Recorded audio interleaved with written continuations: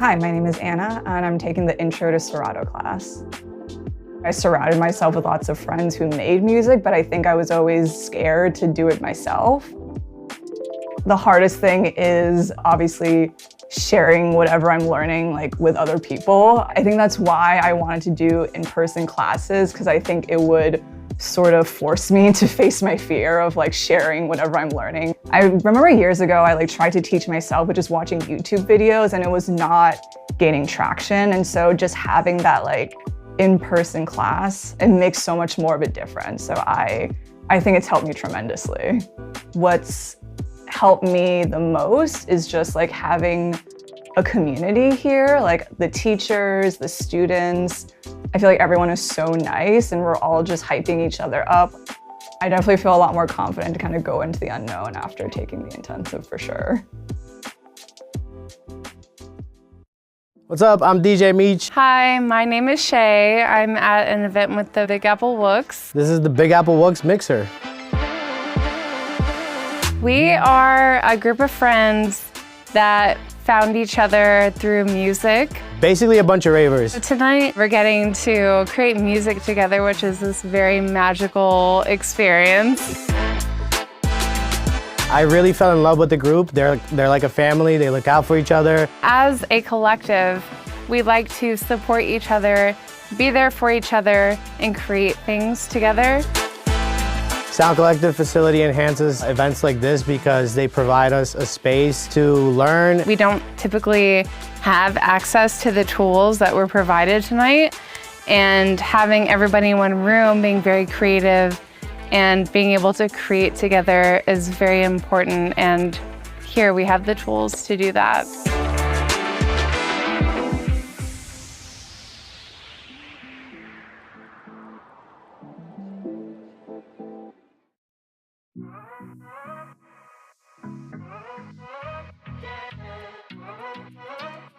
Hi everyone, I'm Erica Ted. I am a DJ producer from the New York City area. Throughout this course, we are going to dive into all things content creation and branding.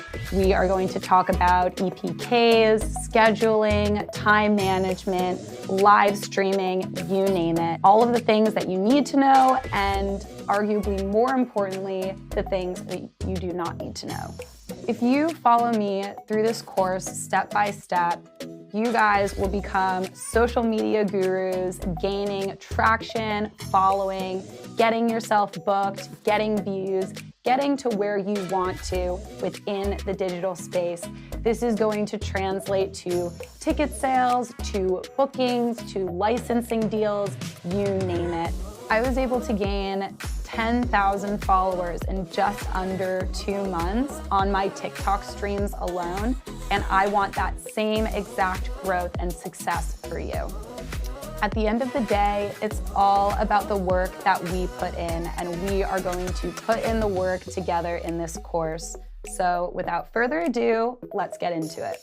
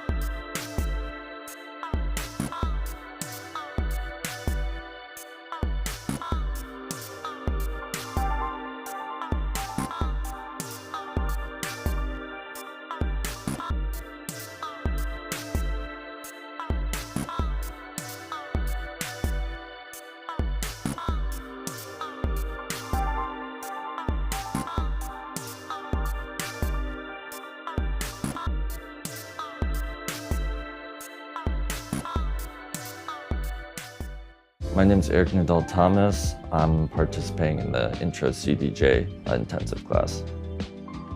I would say the biggest challenge that I face is that there's so much information about how to be a musician, and I'm kind of someone who can struggle oftentimes to prioritize what is the thing that is best for me. Because I came here with an idea of the kinds of sounds I'm interested in, the kinds of music I want to promote, the kind of way that I want to make people feel.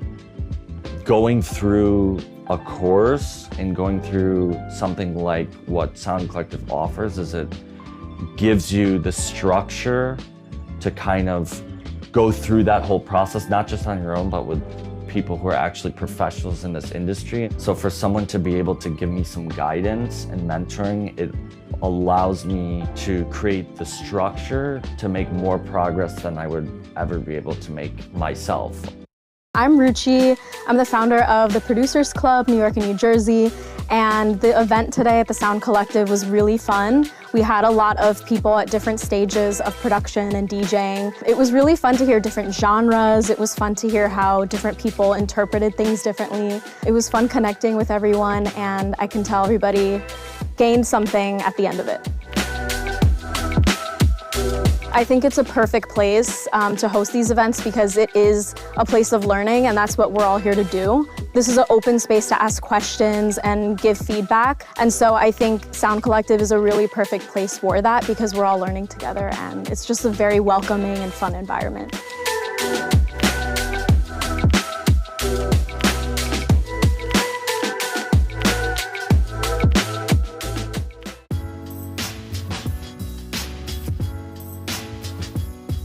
Hey, what's up? I'm Lefty, and welcome to Full Vocal Production in Logic Pro X. In this course, we're going to go over the whole process from top to bottom, starting with gear review, gain staging, microphones, tracking, multi-tracking, and comping vocals, going through effects, processing, and mixing. So get excited as we dive into the wonderful world of vocal production. Let's get started. House the party. House the party. House the party. House the party. House the party. House the party. House the party. House the party. House the party. House the party. House the party. House the party. House the party. House the party.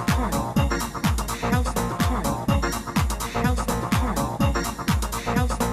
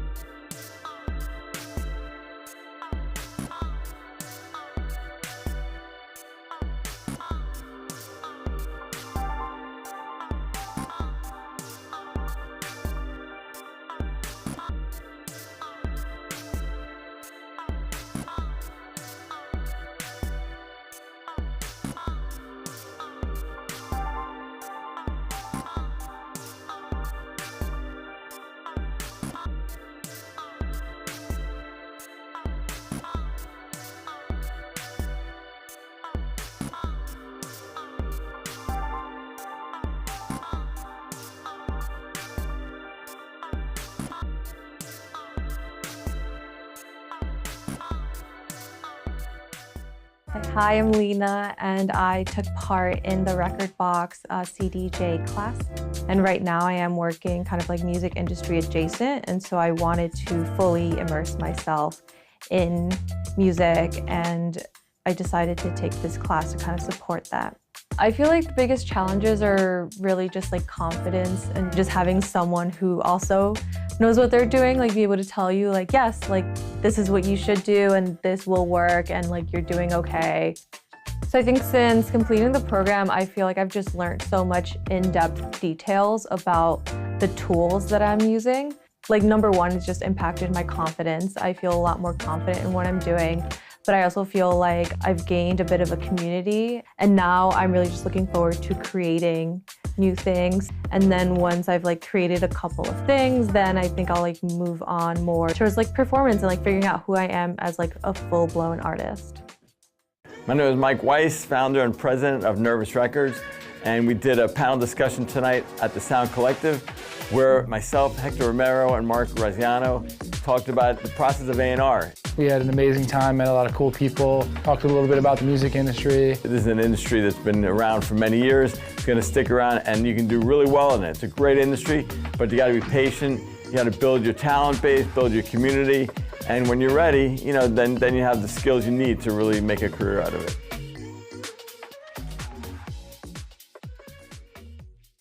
Underboss Law Finesse. Today was the sneak preview listening session for my upcoming album, SB 1200 project, Sounds and Frequencies in Technicolor. So this is the first time I'm actually giving you an in-depth look of what I did with this, you know. People gonna be like, you know, I knew it, but y'all ain't know it. The vibe was incredible. This is more intimate, this is more personal. This is, you know, this is from the heart.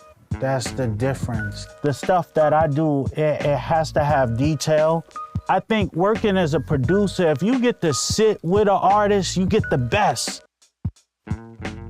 Oh, this was amazing. But to have a facility like y'all, very professional, very on point, and I couldn't ask for nothing more than what it was. Truly appreciate everybody coming out, man, and making this session what it was, you know?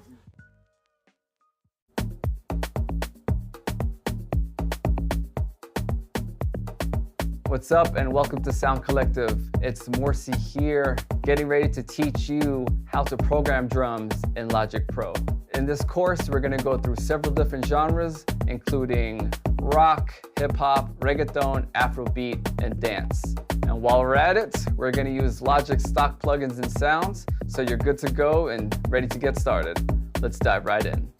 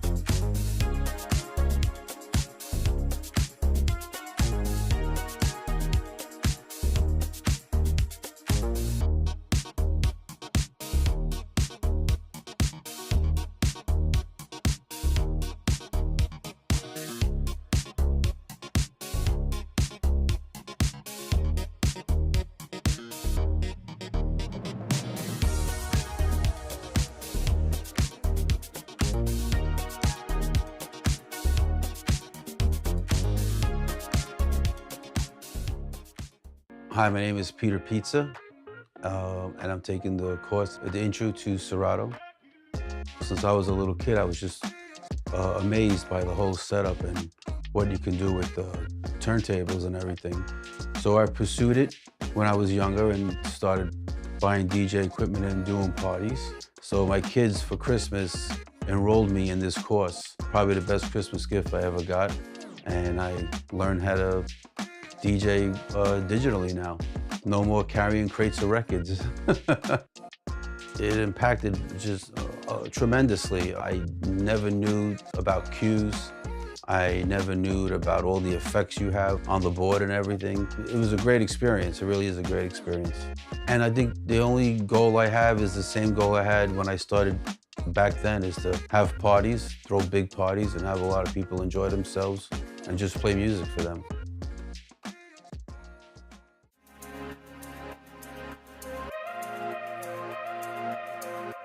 Hey, what's up guys? I'm John Proper Villains. I've been DJing for about 20 years in bars, clubs, underground raves, a couple of festivals. This class is gonna be an intro to basic mixing techniques and phrasing.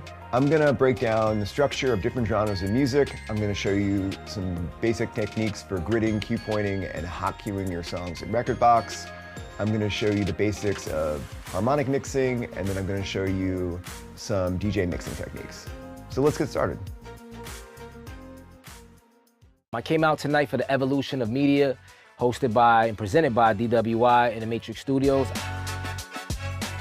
So it was a really great conversation. We talked about social media and marketing, and all of that has evolved throughout the years. And now, you know, podcasting and all of that good stuff. So it was a really great event. We talked everything media, everything PR, and advancing your career, basically. This panel was pretty dope. It gave me some information I did not have. I think that everything that was given is very important for all artists. You know, and these events are super important because, for example, today, this was a free event that you can come in and just get some free knowledge, right? Some free gems. If you didn't see the whole thing, if you weren't here tonight, make sure you watch the playback, go online, check it out. A lot of dope information that you don't want to miss. Hi, my name is Anu Rahman. I am a DJ, producer, creative technologist. The Advanced Sound Design Workshop at Soundscape Microfest was probably one of the most rewarding workshops I've done in a while. I would hope that the attendees of the Advanced Sound Design Workshop are encouraged and inspired to break out of their comfort zones and try different ways, methods, and different creative pathways to composing their tracks and finding their own innovative ways to put together their workflows in order to experiment and find their own signature sound.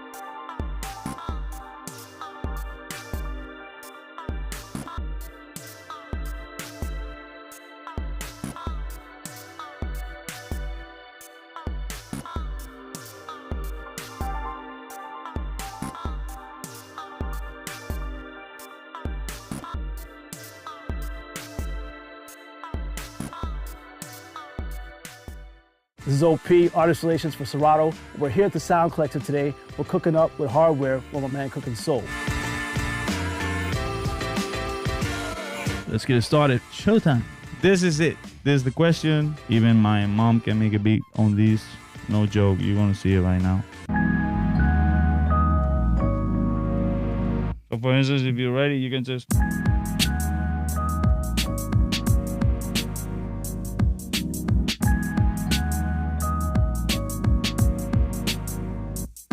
Man, it's that easy. Literally. Did I just change your life or not? We got like 25 producers outside right now making beats. Today was my very first beat battle in my life. It's super cool that someone can come today and just make a beat from scratch, and it just speaks to how intuitive Serato Studio is. The important thing is to have fun and make like some dope shit, you know?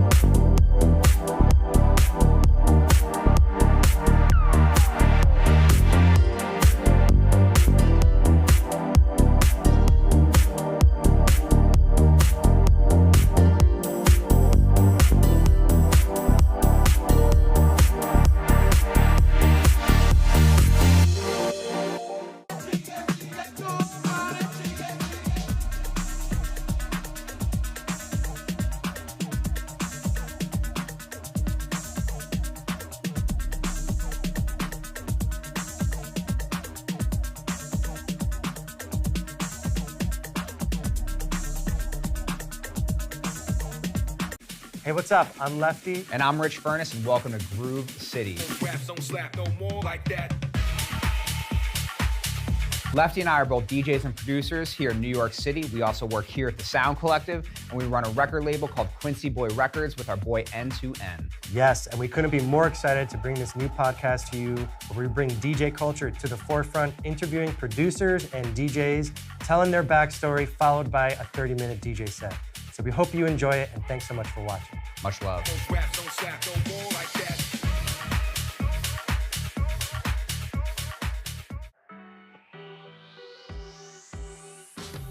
My name's OP, Artist Relations for Serato. We're here at the Sound Collective in New York City for the DJ City Link Up, sponsored by Serato, DJ City, Beatport, and Beat Source. My name is Matsu. I'm here representing for DJ City, Beat Source, and Beatport. They did a really dope demonstration of Serato Studio, which I've never used before, but I'm super interested in learning how to produce and master my mashups that I make. I could make this in a couple minutes and then go to the club and play that night. I have used Serato DJ programs, but not Serato Studio, so it's amazing to learn more about what Serato can do.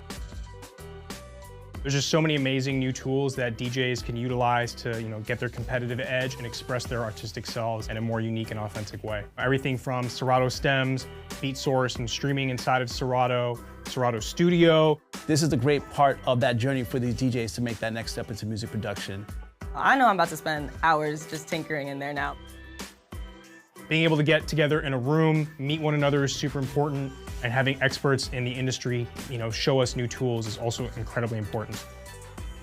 These kind of places is amazing to meet new people, meet new producers, meet new perspectives about music. The community can kind of come together and we can support each other. And it's really great to be able to see that happen here with the link up with DJ City, Serato, Sound Collective, Beat Source, and Beatport.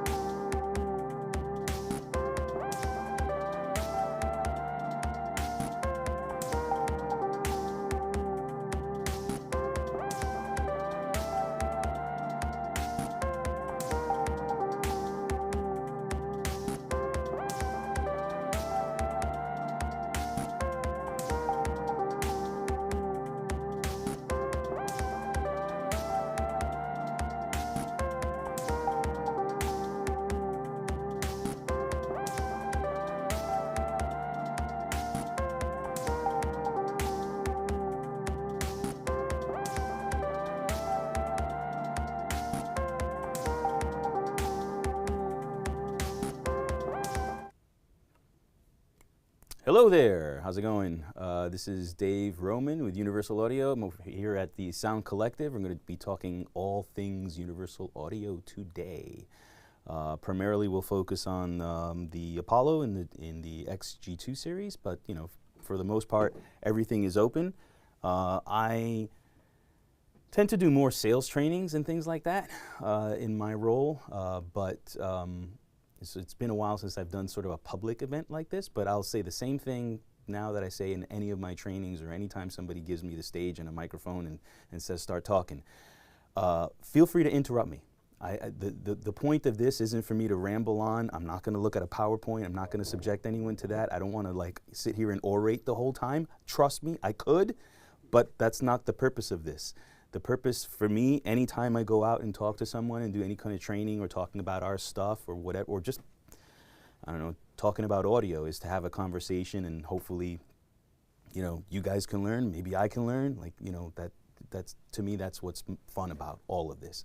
So if I say anything that you're not clear on, or if a question pops in your head or something like that at any time, like, you know, as long as it's relevant to audio, go for it, blurt it out, all right? Cool. So yes, like I said, we are here talking about Universal Audio stuff, otherwise known as UA. Our company, well, these days we tend to hear UAD a lot. You know, if I walk into a Guitar Center or something like that, it's like, oh, it's the guy from UAD. That's okay. You know, it's good to be recognized. But the fact of the matter is the company is Universal Audio. We've been around since 1958. So it's well before the D for digital came into play, right? So yeah, to get to it, we are here talking about our Apollo interface. This in particular here on the desk is our Twin X G2. The Twin has gone through several iterations. It started off as just the Twin regular, then it went to a Black Mark II, and then it went to the X version, and now we've got the XG2. So a bunch of the stuff I'm going to talk about is common to all of those units, as well as all of the other units, our X4, any of our racks, whether it's the X6, X8, X8P, or X16.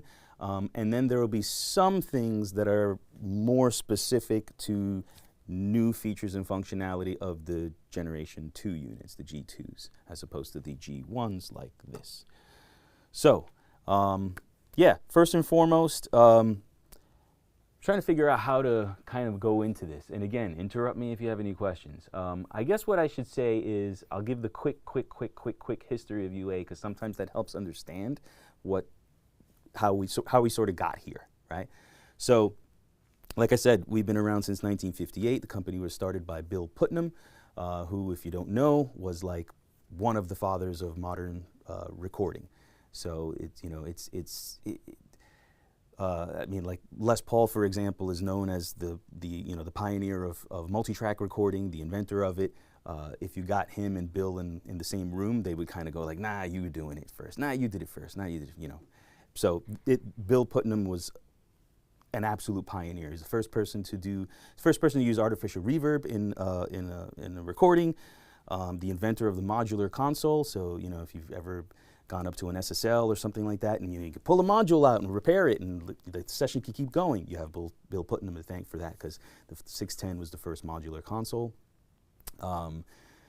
Designed a bunch of studios, worked with artists. I mean, he was the producer at the time. You know, Beach Boys, Nat King Cole, Louis Armstrong, you name it at the time, and Bill Putnam was working on it.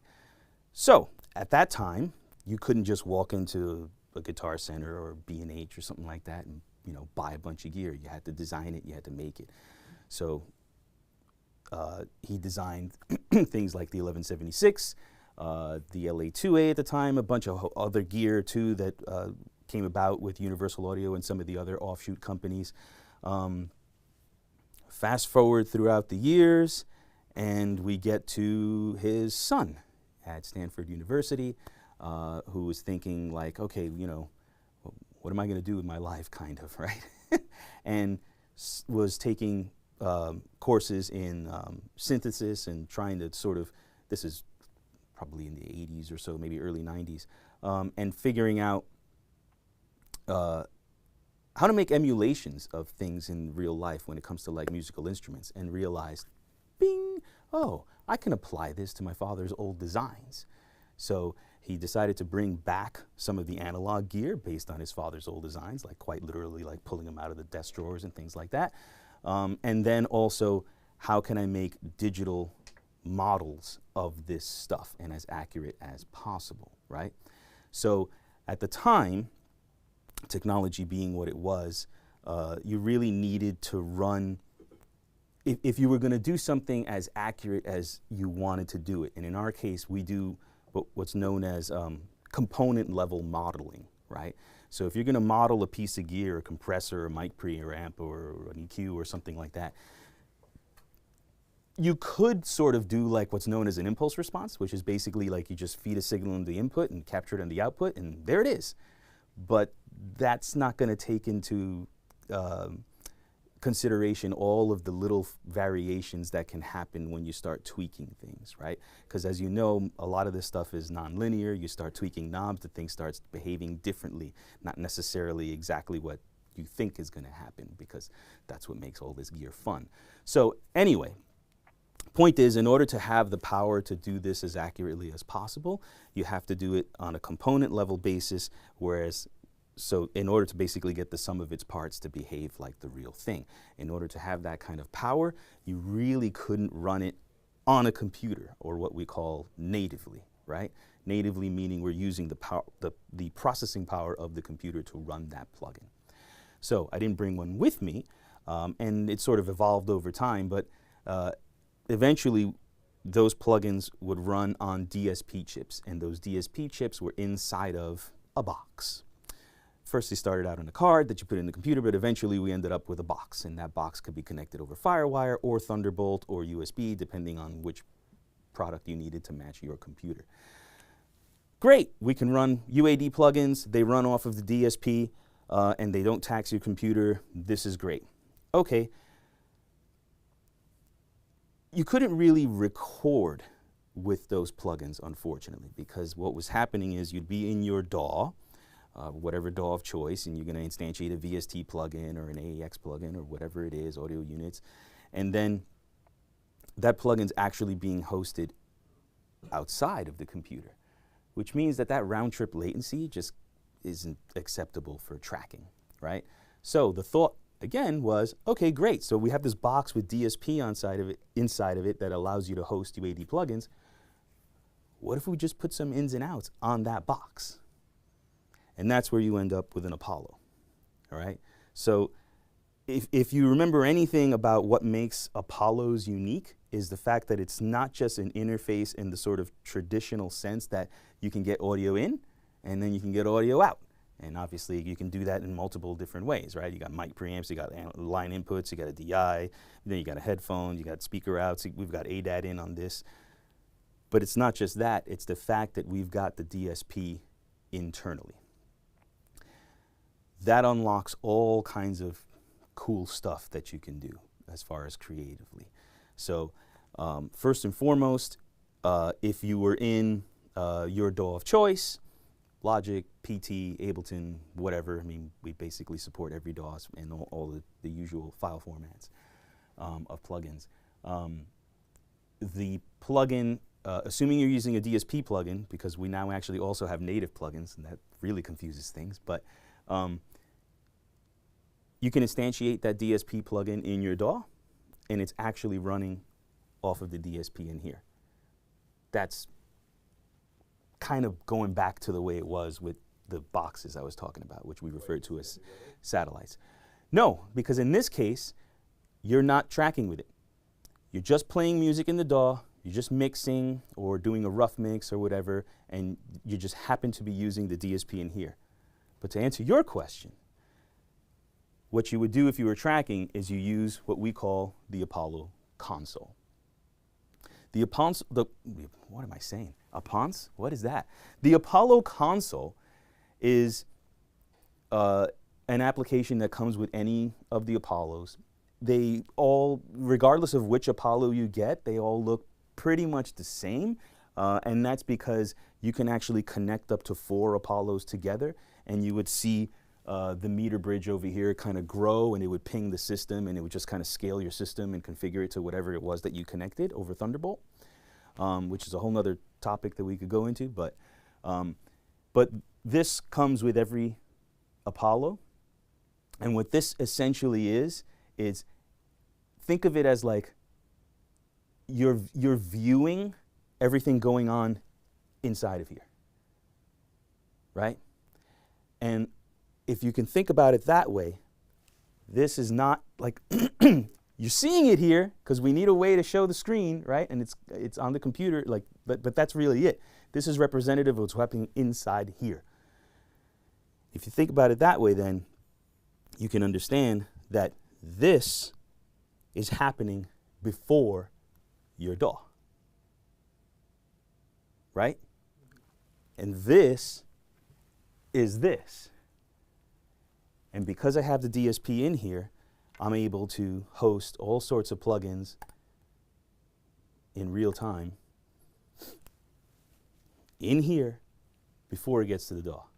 So what does that mean in practical terms? What that means in practical terms is, if you're all familiar with DAWs and round trip latency and the buffers and all that kind of thing, it means that it doesn't matter if I'm starting my session or doing the last harmony or tambourine part or finger cymbals or whatever it is you're trying to do, like, on track number, 62 or something like that, right? Doesn't make a difference. You can start your session if you wanted to with like 2048 samples.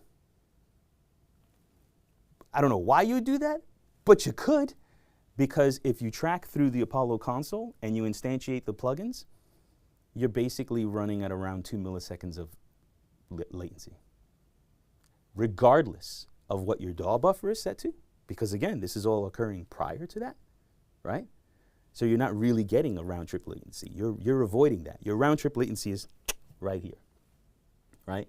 Regardless of what your buffer is set to. Yes? Or is it just like a set amount of plugins that you guys have? So it's so the plugins for our DSP need to be written specifically for our DSP.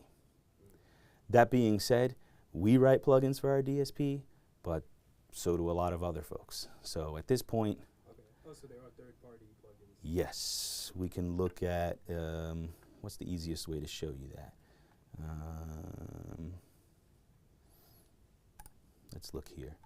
Yeah, if I just leave it on all, you can see that we've got all kinds of different things. Again, some of these we've done, but then some are from other parties. We're also quite, what's the word I want to use? Popular? For other companies working with us. We are known in the industry as being the best. Like if you're Evanna Manley and you're looking for, I want to make a plugin for the Varimu compressor or something like that.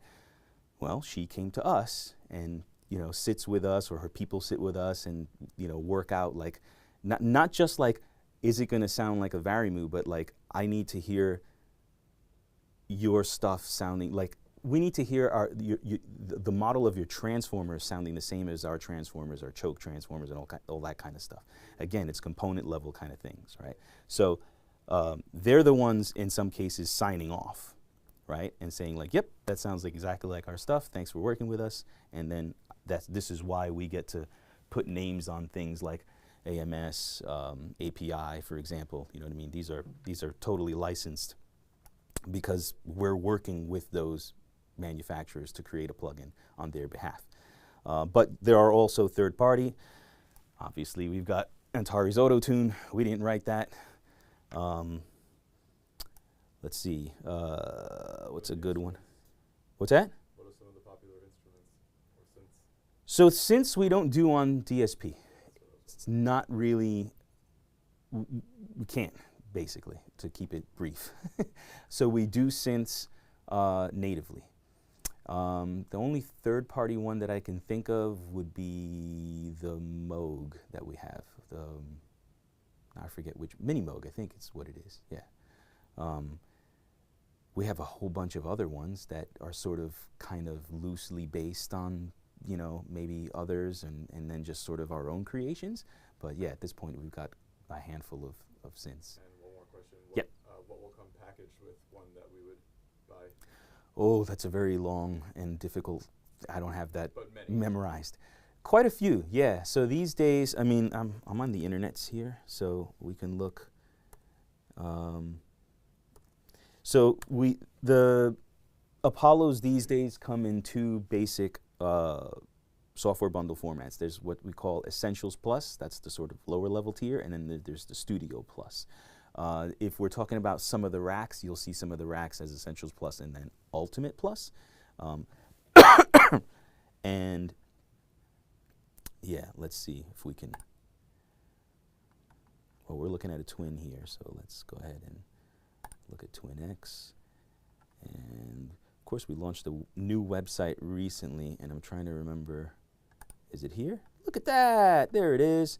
So included was Essentials Plus. You got a whole bunch of channel strips, which almost all of these are Unison enabled, which we'll get to.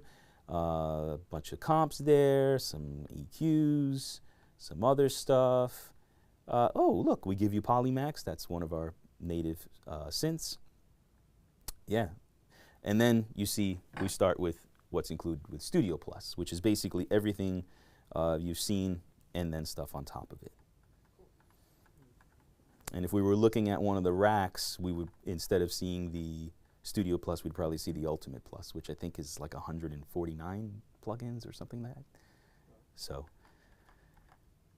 yeah. So to answer your question, there are a lot of plugins, but they do need to be written specifically for it. If you do have, like, let's say for example, you already own the native version of SPL Vitalizer and you love that thing. First of all, I wouldn't blame you.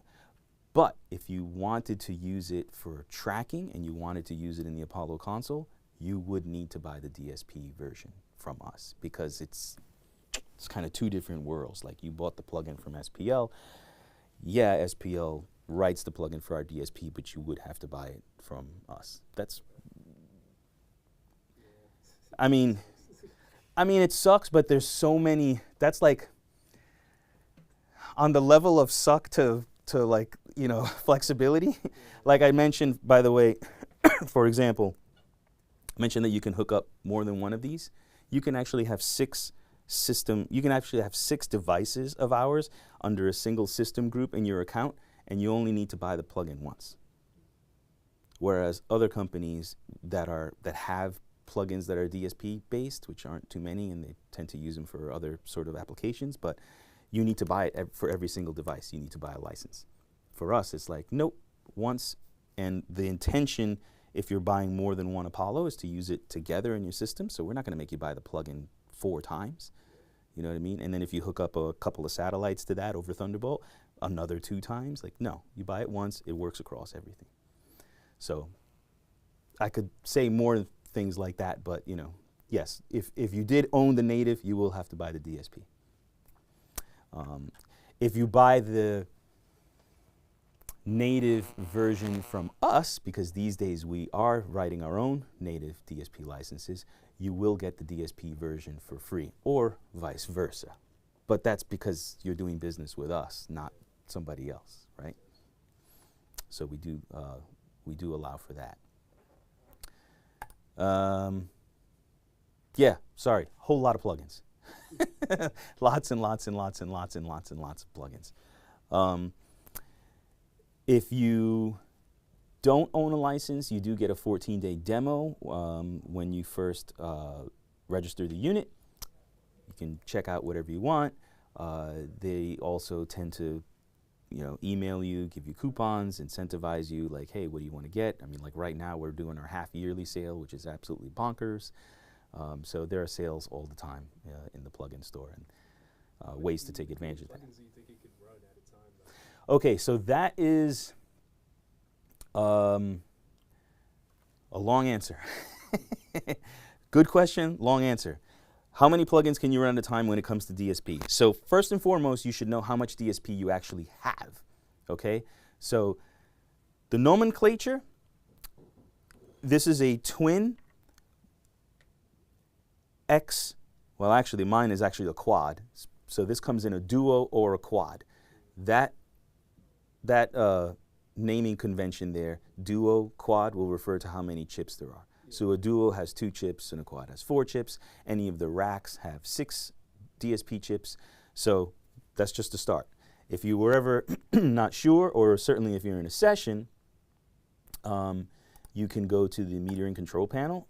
There's a couple of different ways to look at this. You can see all 4 of my DSP chips over here. And you can see, well, actually, before you even get there, sorry, I like to look at that, but there is, where are you hiding? Where have you gone?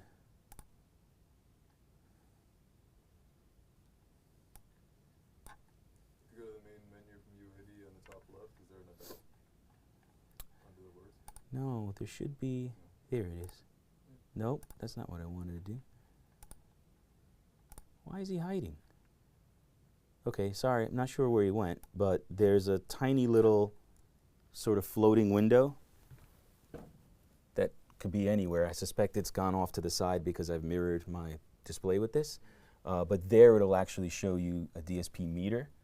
It's kind of like a gas gauge, right? Like, you know, am I running out of DSP? It also shows you program and memory, but the biggest one to typically pay attention to is your DSP meter.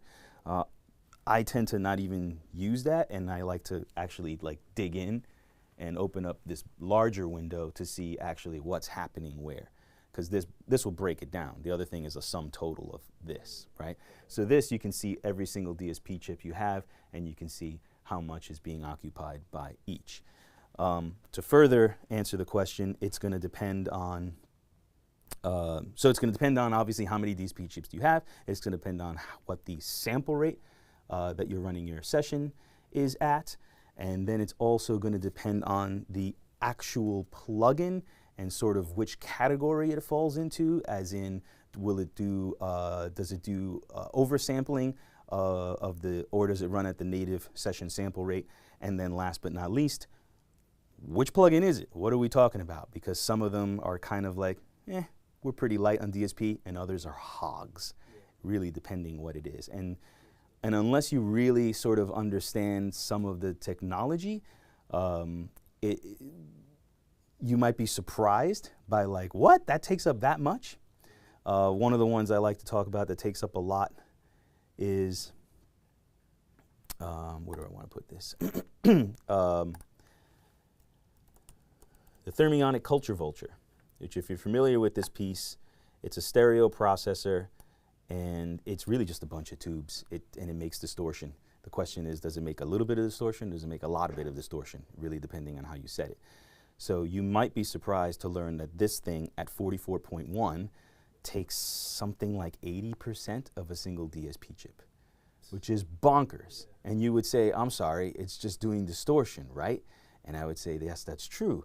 But distortion in this case is from tubes, and we're talking about all of the nonlinear gain stages are incorporated into the coding. And that's just a way of saying it's going to distort exactly the way this thing distorts in real life, you know, depending on how things are interacting and everything, going back to the whole component thing. So yeah, this is a bit of a DSP hog. To kind of, if you weren't like behind your unit or everything or anything, I always suggest that anybody who's curious about our stuff, and certainly who owns our stuff, bookmark help.uaudio.com, because that takes you straight to like the support section of our site. And then we should have what's known as a UAD instance chart. Don't do the UAD 1 because that one's old, but if you look at the UAD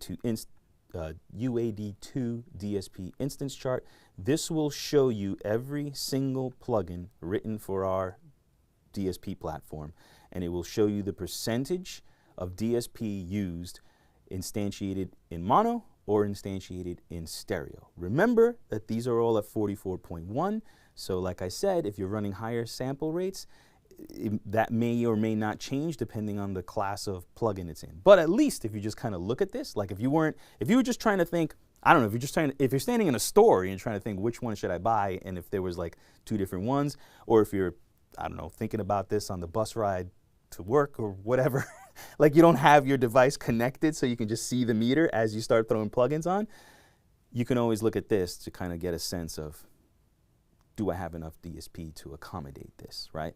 And as you can see here, like, yeah, you know, an SSL 4K bus compressor and stereo 3.4%, that's nothing, right? A nice BX20 spring reverb, about 35%. So they're sort of all over the map. And let's go, just since I brought it up earlier, let's go to the Thermionic. Ah, there he is. Nearly 72% in stereo, right, for just distortion. So, you know, it varies, and it you know, again, it depends on all those factors, but you can, you know, if you have a box connected, you could just use the metering control panel application. Oh, there you are, found you. There he is. Okay, yeah, or if you don't have your device connected, you can just look on the internet and look for UAD2 instance chart, and that'll give you a good idea of, you know, más o menos what you're talking about. So let's say you had multiple set up, right? Like Yes. You had two UADs. Yes. Two twins, sorry. And, you can't have two twins. Sorry, I should have elaborated. I'm trying to be semi-brief here to not like just keep yapping too much. Yeah. So the rule of what we call a multi-unit setup is 4 Apollos, only one of them can be a desktop. So only one can be a twin, it can be an X4, but only one of them. And there's reason for that. The reason for that is this, once you connect it to a rack, behaves kind of as a controller. So you can have your speakers, you can even have insert outboard or whatever, but certainly your speakers and stuff like that connected to the rack. Leave this as empty as possible for just like emergency connections, right? And then this actually becomes the volume control for the rack. It also becomes the talkback, so the talkback microphone on here will operate on this instead of on the rack because it's assumed that this is next to you, right? And then this talkback microphone will trigger that, but it will go through the actual rack. So if you had 2 of these, that kind of already throws things like, well, which one do you want to be the controller? And like, so you really can only have one twin or X4, one desktop unit as part of your Apollo configuration. But continue. No, yeah, because I remember you were talking about having basically multiple racks Yes. set up. So if you had a plugin running on that, would it just run on one chip, or is it like shared among the other? If that makes sense. It does make sense. So the plugins, so it depends on what we're talking about. In the DAW, whatever DAW you're using, sees the sum total of all the DSP chips and just says, well, I don't know, yeah, sure, I'm just, you know, I'm going to instantiate a plugin because you told me to instantiate a plugin, I'm going to put it over there. No problem. In the Apollo console, things have to be a little bit more specific. You need to instantiate the plugin on the device that you're actually going to like plug the source into, right? So if you have a setup with a twin and let's say an X8, and you take the microphone and you plug it into here, well, then you have to run that plugin on here. And vice versa if you plugged it into the rack. So you will have the sum total of your DSP, but you need to, how do I say this? The DSP has to be local to that source. Right? So let's say, for example,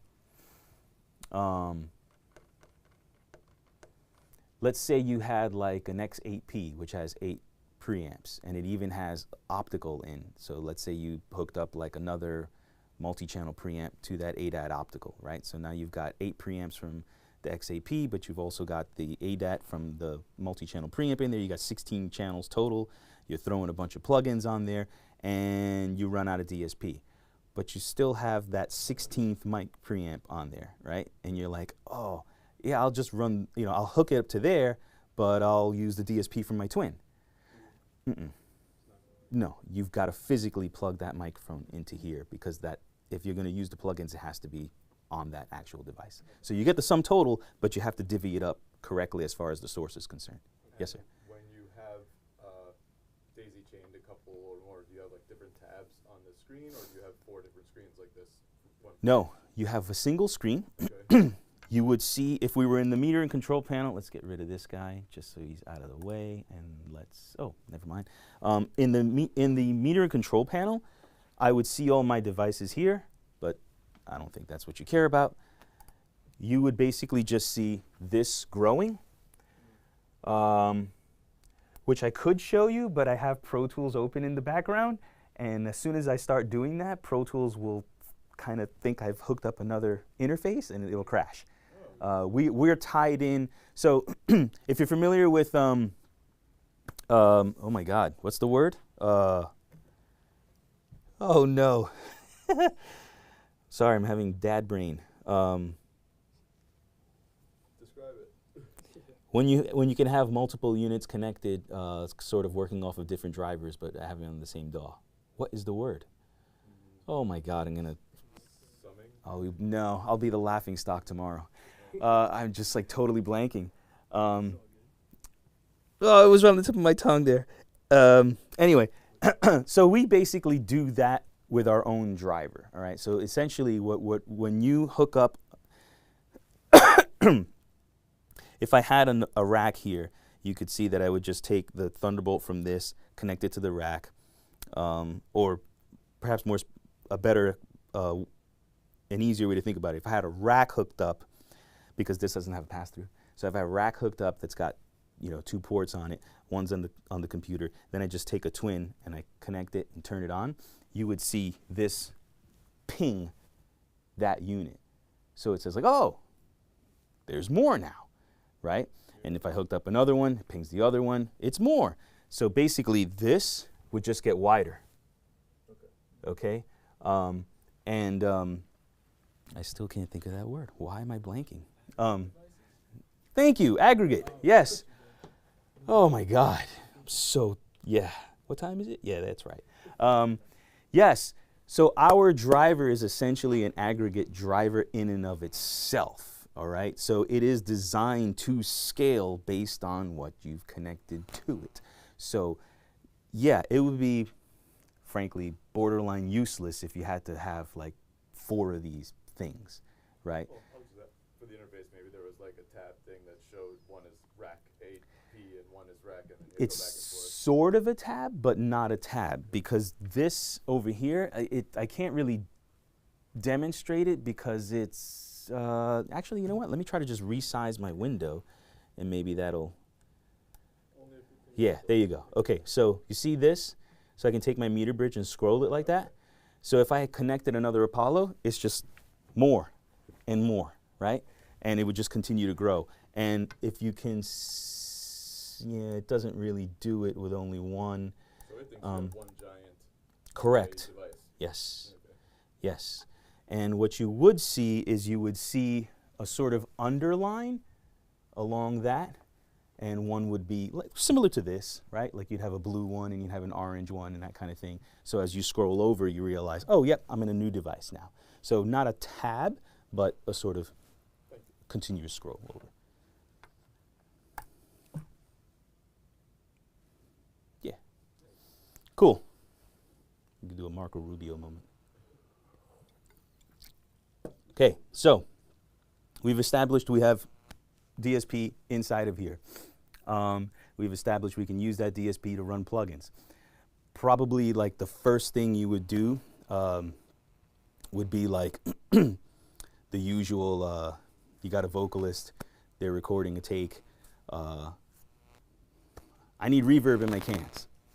Great. You don't have to host that reverb in the DAW. You can host that reverb here. You can throw up an aux, you can throw a reverb on the aux, and I can have reverb again without going through that round trip latency of the DAW buffer, right?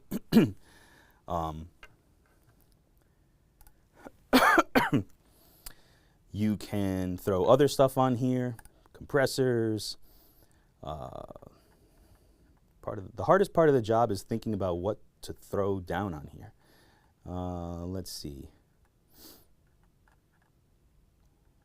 let's go with the classics. Okay, so we can have compressors on there, we can have EQs on there, whatever. I mean, I use, of course I do, I use an Apollo for my Zoom calls for work all the time, right? And most of the time, I mean, I'm not sharing, if I'm not sharing my screen, you know, nobody knows that I'm going through it, but if I do share my screen, I'm usually going through a mic preamp emulation, a compressor, I throw tape on there, because why not, you know, and it's all happening, you know, in real time, or to be more specific, around 2 milliseconds or less, because that's going to depend on the plugin, and it's going to depend on the sample rate, right? But we're hovering around the 2 millisecond mark, sometimes a hair more, sometimes a hair less. Yep. No, I was just saying impressive. Yeah. Yeah. And again, that's completely indifferent to your DAW buffer. I mean, frankly, in Zoom calls, I don't even, sorry, I just smacked the mic. I did the Ricky Lake thing. You don't even have to have a DAW open, right? Like I have Pro Tools open now just because I want to show some stuff off later, but like when I'm doing Zoom calls, I don't have a DAW open, you know, I'm just using this. As a matter of fact, I knew a guy, I don't know if he's still there, that worked for Moog, and many years ago, I loaned him a rack. This would have been probably a silver rack at the time, maybe a black one. Anyway, I loaned it to him, and he called me up like a week or so later, and he's like, yo, this thing is crazy. I'm like, yeah, I know, but why do you think it's crazy? And he's like, you don't understand. He's like, I deal with synths and synth people all the time. And the issue that synth people have is when they're trying to be creative, they don't want to be an audio engineer. I'm like, okay, I'm not really getting it. He's like, with any other type of plugin or processing, you have to open up the DAW. And as soon as I open up a DAW, I get sucked into the world of audio engineering. I don't have to do that with this. I can just open up console, which is way more intuitive. I can throw a bunch of plugins on all my inputs, ins and outs, right? And he had a whole bunch of keyboards connected and everything. And I can get my sounds. I can build my sound. And then when I'm done with that, I can say, all right, now I'm going to record it. And then I open up my DAW. And basically, I just create some tracks and hit record, right? So for him, it was like, it wasn't stifling the creative workflow that he had. He could kind of live, you know, like I'm going to be musician, and now I'm going to be audio engineer, as opposed to sort of having one foot in both. And that would drive him crazy. And according to him, a lot of, you know, his people, as far as synth people, feel the same way. Like they don't want to be audio engineers until they just need to capture it, and that's it. Speaking of which, if you want to capture, you can capture in one of two ways. If you can see on the bottom over here, oh right, we moved it. It used to be over there, now it's over here. We have this section over here called Insert Effects, right? So there's UAD Record and UAD Monitor. So if I want to print everything that's going through these channels as I'm hearing it in the control room, I want to be in UAD Record mode, right? If I want to hear all that stuff and I want the artist to hear all that stuff, but I'm afraid to commit to those particular sounds, then I can go into UAD Monitor mode, in which case you're hearing it, but the DAW isn't actually printing that. It's just printing totally dry, right? I don't necessarily recommend working that way. I think you're better off building the sounds as you go along. That's really the way records are made. But that being said, we give you the option, right? And not only do we give you the option globally, as if I just hit this, you can see everything turns red or blue, but we can go in and go individually on a per input basis.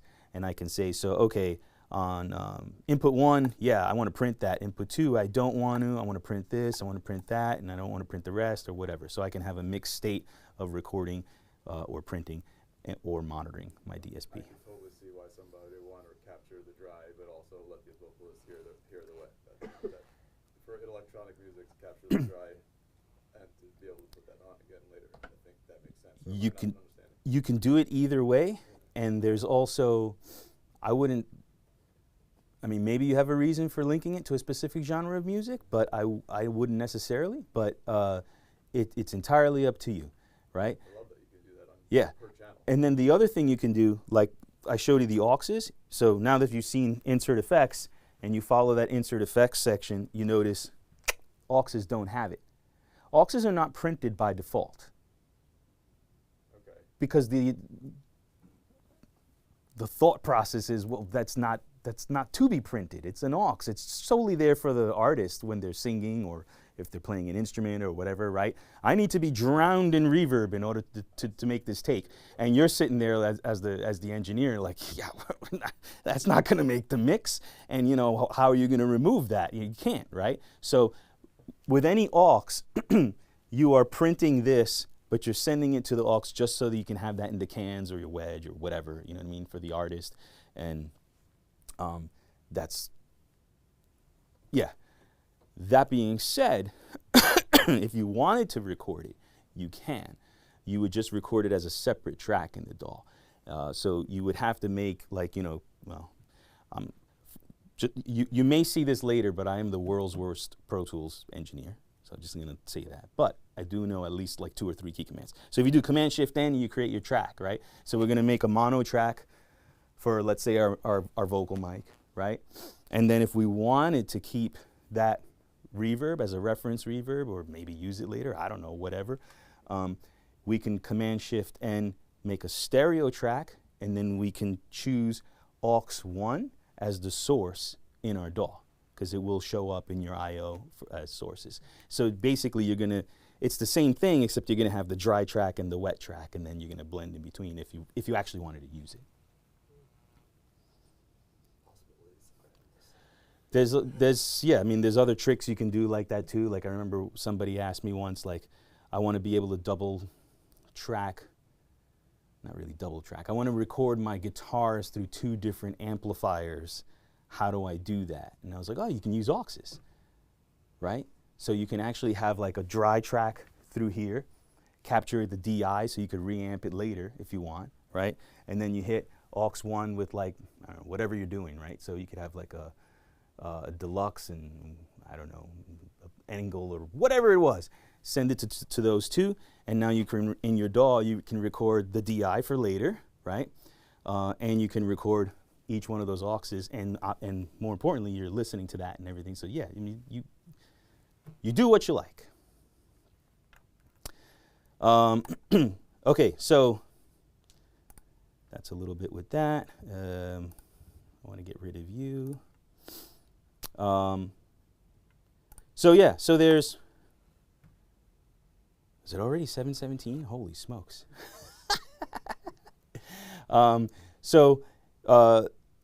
More cool stuff we can do with DSP, and to me this is where things start getting really, really interesting. And I probably don't have the right mic to show you this, but I'm gonna try it anyway. This is our emulation mic, so but I want to kind of keep that. Well, technically they're all emulation mics, but I kind of want to keep that to the side for now and just talk about this for the moment. Anyway, we talked about this whole insert effects thing. One exception to that is what we call the unison slot, and that's the top slot in the gain stage.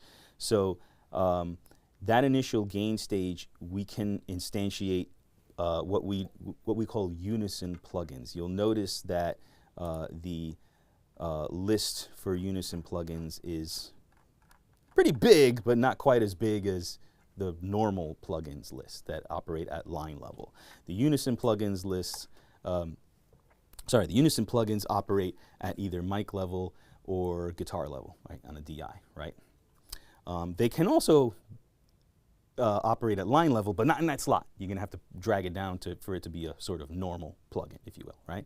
So, what the hell is unison? So unison is our marketing buzzword, basically unifying or uniting the analog or electrical domain and the digital or plugin domain, right? What does that mean? That means that when I instantiate a plugin in that slot, in this particular case a Neve 1073, right?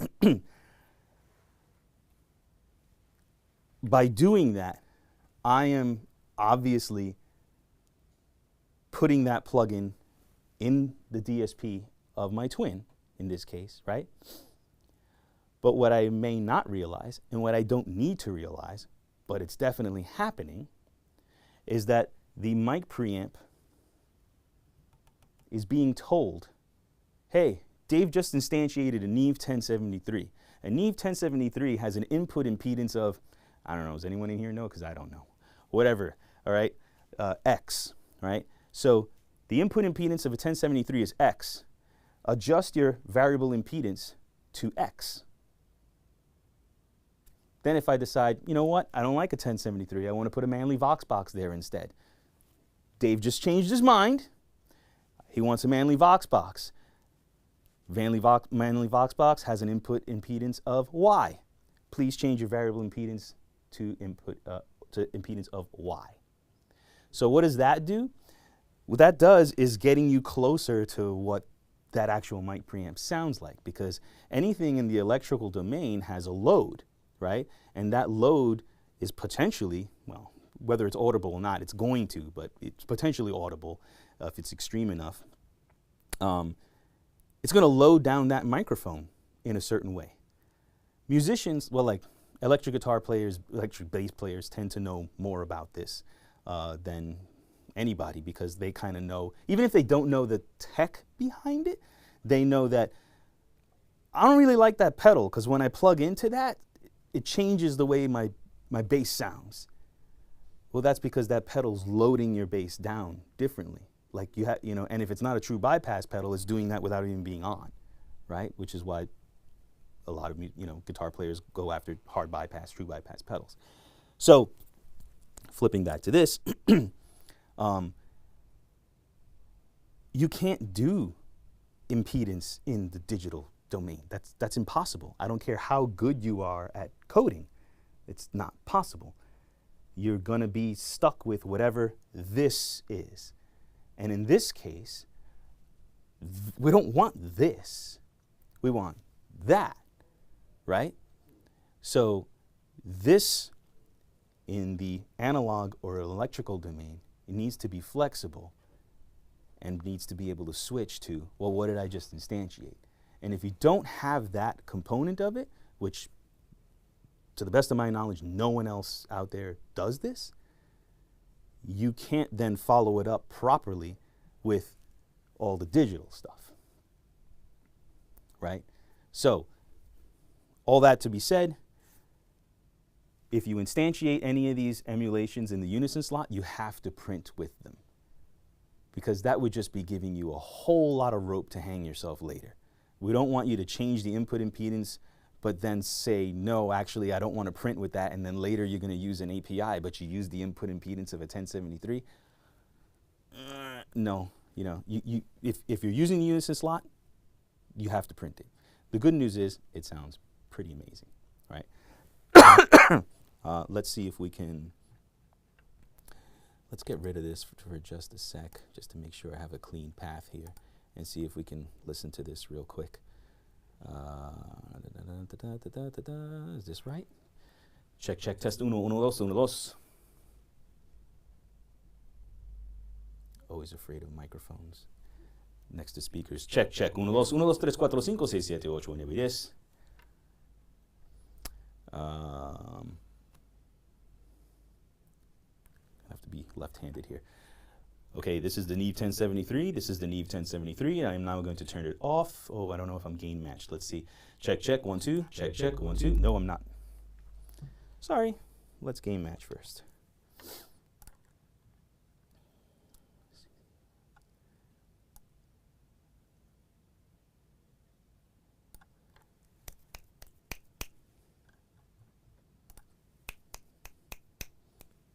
That doesn't look right.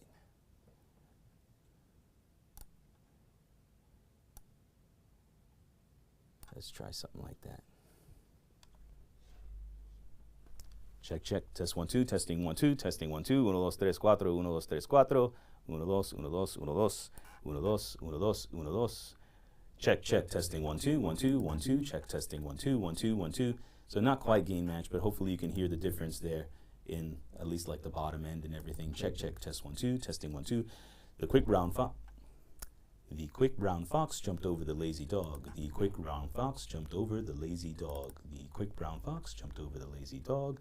The quick brown fox jumped over the lazy dog. Right? It's kind of tough because you're hearing me, my direct thing, not just this, and I can't turn it up too loud. Unison is incredibly impressive, especially if we don't get screaming feedback while we're in here. One of the things I like to show off with Unison, which I think is really cool and kind of also demonstrates this unity between the analog and digital domain, is the creativity that it allows. So we always give a final gain stage as sort of a trim that's strictly in the analog domain. Digital domain. I am going to bring that down, attenuate it by 24 dB. I'm going to push this output fader up, which drives the output transformer in the model.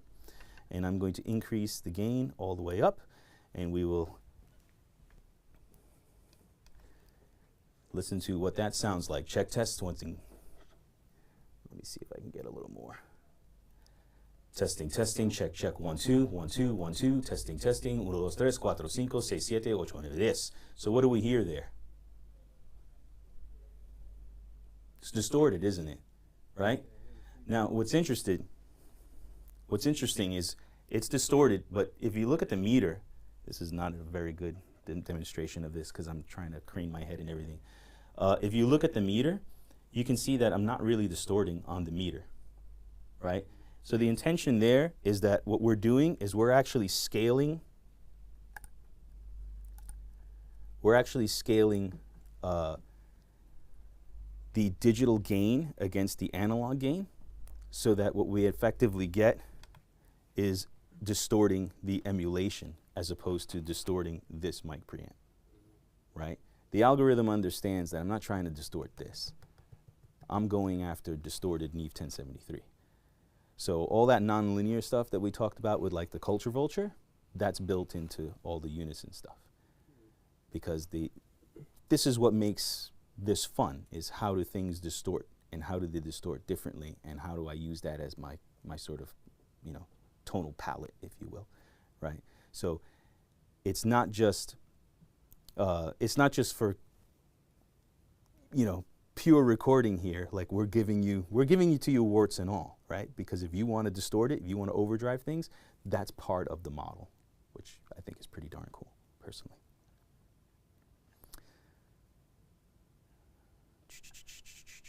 Let's get rid of you. Yeah, I don't know. Other than that, well, questions? Any more questions so far? Honestly, I have a lot to digest.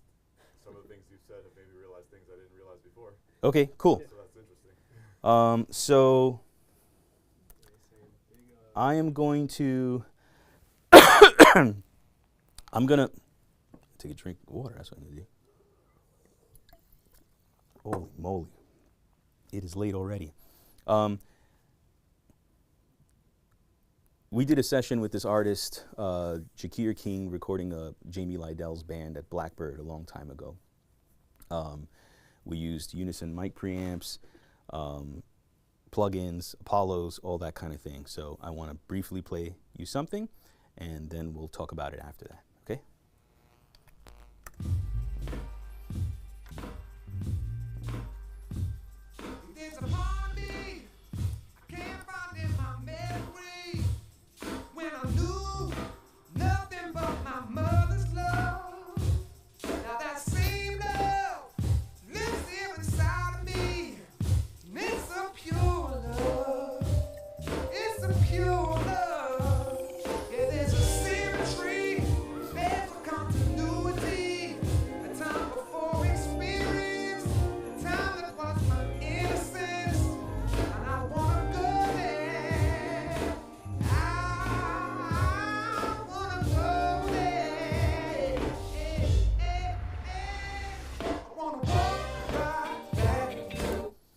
In the interest of time, we'll cut it. Any comments? That's clean. Sounds clean. Sounds good? Everybody happy with that? Okay, yeah, me too. Okay, so here's the Billy Mays moment.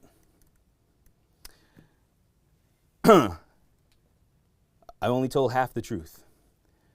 So this was actually going and toggling between unison preamps and plugins and the real thing. Did anybody hear any difference? I mean, sections of the song, or you were going left and right? The entire section. Oh, I see. Okay. I thought we were looking at the No, I can't. Ridiculous, isn't it? So this is how close this is. So as you can see, like, you know, the kick drum, for example, went through a split. It was a 421 going through an isolated split. It's going through a real 1073 to an Apollo 16. This is before the X stuff. We did this a long time ago. The other half of it went through an 8P with the Unison 1073 preamp, and as you can see, all the other stuff, overheads and everything.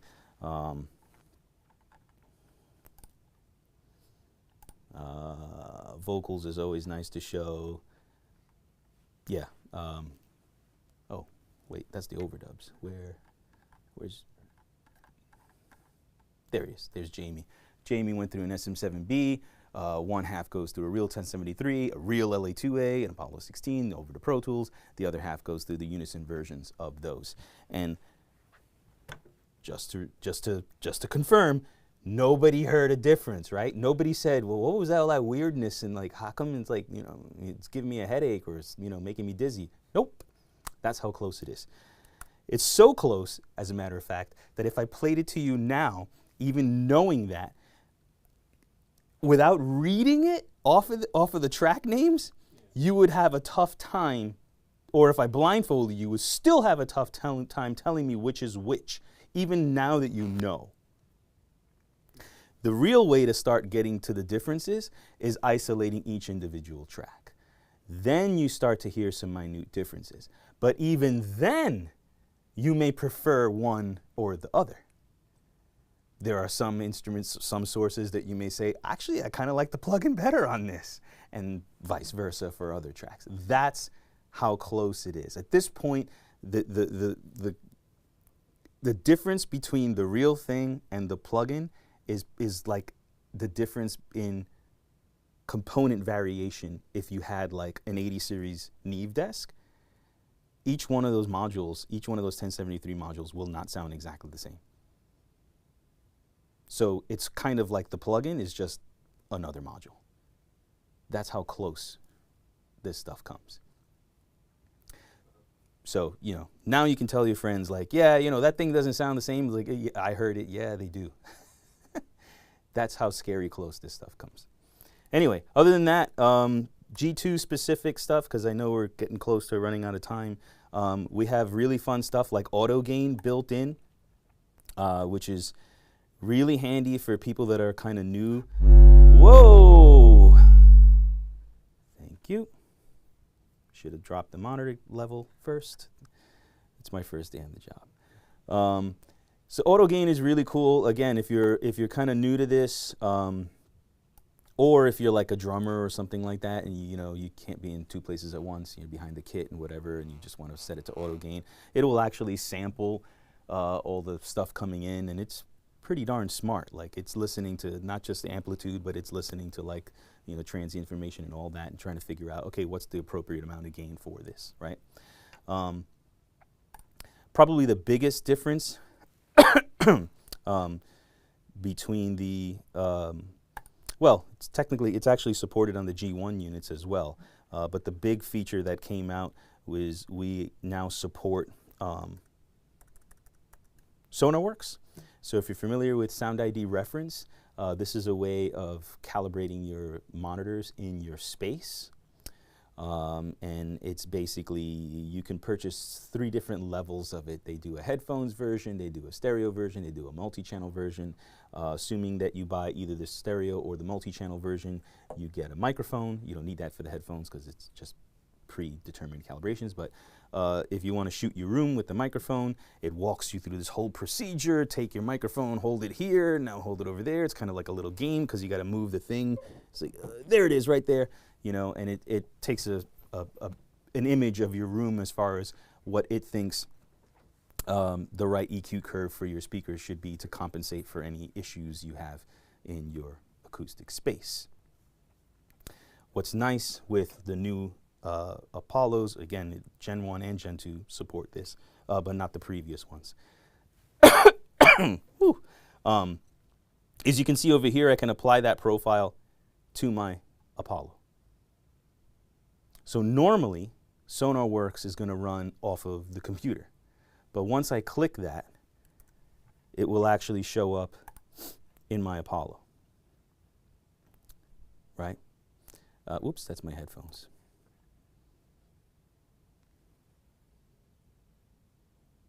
There we go. And I did have it bypassed because that curve you're seeing is not me showing up that early and sitting here and calibrating to this space. That's just a dummy curve that I threw in there, just so you can see what it does, because otherwise it would just be this void. So this is where you would see, it's the same Sound ID reference profile, but it's putting it into Apollo. And if you've been paying attention this long, you know what that means. It's that it's not running on the computer anymore. I've applied it to the DSP in here. And that's important for a number of reasons. In no particular order, we're actually using our own DSP filters to work to that particular curve, where we're not even using SonarWorks' DSP filters. And arguably the biggest difference is it's in my monitoring section now, because if you've ever used SonarWorks before, if you've ever spoken to someone who uses outside of UA, I've been mastering records for a long time. And ever since SonarWorks gained popularity, people would send me stuff and then call me up like a few hours later or the next day. He's like, "Oh shit, you didn't start working on that, did you?" I'm like, "Why?" I'm like, I accidentally bounced it with SonarWorks on. Because usually you host it in the DAW, and most people will put it on like their master fader, and you gotta turn it off before you actually bounce the disc. Otherwise you're bouncing it with that curve on there, right? The beauty of it being in the DSP here is it's out of the way. You're using it for its intention, which is to calibrate your monitors to your room, but you're never gonna accidentally bounce through it, which is wonderful. It's out of the way, it's low latency. Yes. I don't remember, but I think the stereo, I think it's something like 20%, but I don't remember exactly. If you ever, yeah, and if you were ever up against the DSP, you know, the proverbial DSP wall, you could just disable it. Yeah, there are all sorts of little tips and tricks that you can, you know, we haven't even gone anywhere near to getting the most out of your DSP. But yeah, like I said, I mentioned, yeah, we've got headphone correction as well, if you want that. Why am I clicking on the wrong thing? I have a bad case of the clickies today. Other stuff that it can do, which we can't do this with SonarWorks because it kind of incorporates the two things, but if you weren't using SonarWorks, we can use, we have bass management in our controller now. If you're not familiar with bass management, are you guys familiar with bass management? Not as a tool named that. Okay, so bass management really is a term that comes from like surround sound mixing and film mixing, but it's used in sort of, the term isn't really used too much in the studio, but certainly what it does is, it basically, we're talking about your subwoofers, your subs, right? So if you have a subwoofer and you're trying to incorporate it into your space, you've got your left and right control rounders, you've got your subwoofer. Normally, the setup would be, you're gonna take the output of your control room out, you're gonna go into the subwoofer, because the subwoofer will actually have bass management built into it. In other words, a crossover point, so that when The subwoofer then gets connected to your speakers. You're only producing, say, 80 cycles or so above in your speakers, and then 80 cycles or so below in your subwoofer, right? The problem is, if you ever wanted to, I want to hear my tops without the subwoofer, well, you can't do that because you're going through the subwoofer. There are a few subwoofers on the market that you could actually bypass and it'll allow the pass through, but that's not a very common feature. So bass management allows you to say, I'm going to connect directly to my left speaker, connect directly to my right speaker, and I'm going to send a third output mono summed to my subwoofer. And then I'm going to determine whether I want bass management on or off. And I'm also going to determine what actual, sorry, there it is. What crossover point I want to use. I can determine what filter I want to use, so on and so forth. And then you can easily say sub on, sub off, sub on, sub off, sub on, sub off, which is an interesting sounding word. Sub on, sub off. Yeah, bass management. Yeah, what else? How close are we on time? Pretty close? Oh, that's pretty close. Okay, questions, please, because I could keep talking for the whole night. Yeah, I have one. You know, if I am mainly looking for a new device in my studio where I'm doing everything in the box except potentially, you know, once in a while pulling the mic down to do something or having my wife sing, I see the benefit for people in live audio and obviously it's probably got great signal processing and all of that, but how is it going to improve my workflow other than not letting my wife hear latency from Ableton when she's singing, which will be a huge plus. We still have the SonarWorks capability, so that's still relevant, I think, on the DSP. We didn't talk about virtual paths or virtual channels at all, but that's a possibility as well. You can see that the last couple of faders are virtual paths. So if you are playing things like soft synths or any kind of VI or whatever in, we'll say you use Logic, just for argument's sake. You're playing the VIs in Logic and you want processing while you're doing that, you can still benefit from DSP in here. The virtual path is kind of like a rewire, if you will.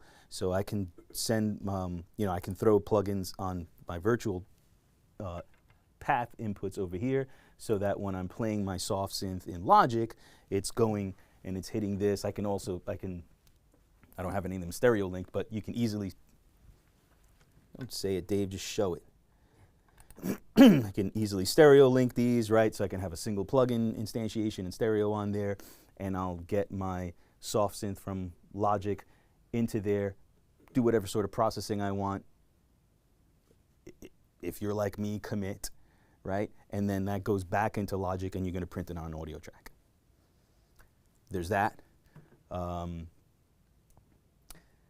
to audio helps finish music, so it's always something. Well, it's not, yes. For me. Yes, but also it helps get the best out of the musician.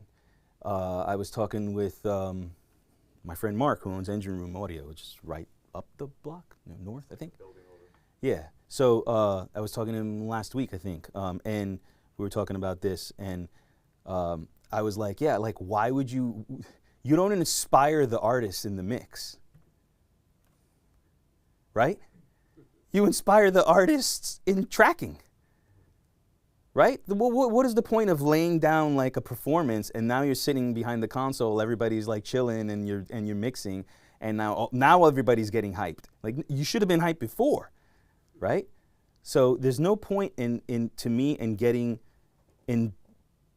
You have to build the vibe as you're going. Everybody wants to hear themselves the best, whether it's through the controller monitors or the cans or whatever, and you start building on that and you're creating the vibe, and eventually you get the sum of that vibe. And then of course maybe you add some more vibe in the mix, but that's not the only place you get it. You have to get it in the room. That's kind of the point, right?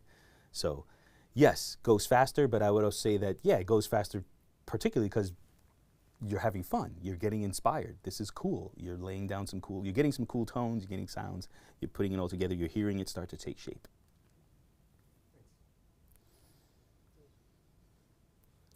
Trying to think if I have anything else.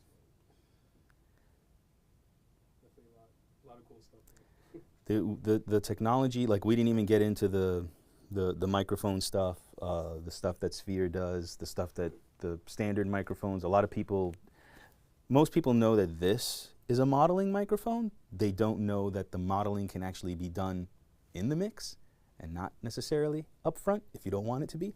Everything that you capture with this is just, it's the sum total. And then you decide what mic emulation you want. Then you decide what polar pattern you want. Then you decide what your proximity effect should be, whether or not you are on axis or off axis, and you want to adjust that. Some people know that at least it does the emulation. A lot of people don't know you can do it all in the mix. And then most people don't know that these mics have the same kind of technology. It doesn't get as deep as this, but it does, you can still do like, mic emulations and some of that stuff that I was talking about with the proximity and everything, with even the standard mics. And either one of them are fun to play with. This thing in particular is pretty nuts, what you can do with it. It changes, it can change the way you think and approach. Yeah.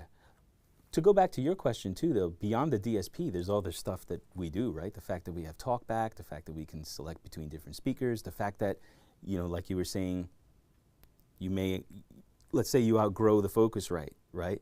Like you could outgrow this, but then you could just get another Apollo and hook them up.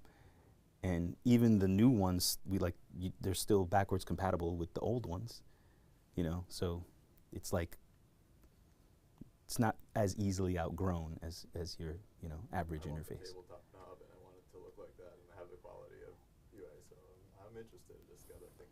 Yeah, of course. I wish you made like one smaller. We do. Do you? Yeah, I didn't bring it, but it's called the Apollo Solo.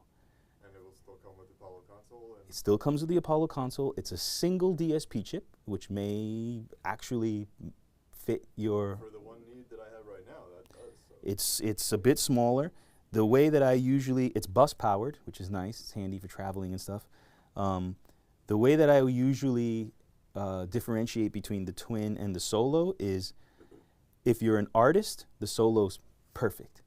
If you're an engineer, it might not be, because it doesn't have speaker switching if you wanted to switch between speakers. It doesn't have talkback, and it only has one DSP chip. So, but look at that one. The Apollo Solo could make sense for you. For the bedroom studio, to not upgrade it too much right now before I go build Yeah. a real studio, definitely. Yeah, Thanks. yeah. Yeah, I didn't know there was a Solo. Yes.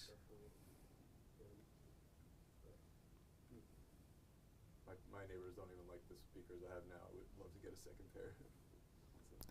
I hear you. I hear that. I have stereo subs at home, but thankfully I have a house now, and yes.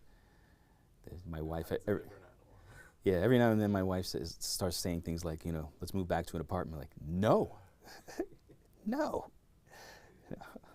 Yeah. Anything else? Because I think we need to Thank you. get out of Dodge here. But yeah, cool. Thanks. That was helpful. Sure. Anytime. Yeah. If you guys want to, are we stopping, Steve? Yeah, okay. If you guys want to hang out after, you want to ask me anything, check anything out, that's cool. At this point, I'm going to miss my kids' bedtime anyway, so I'm fine with hanging out. This is more of like a general question. Yeah. Since I'm like sort of an amateur, like an enthusiast, you should say. Okay. You could say, but, like, what are the best tips for like an untreated room? Because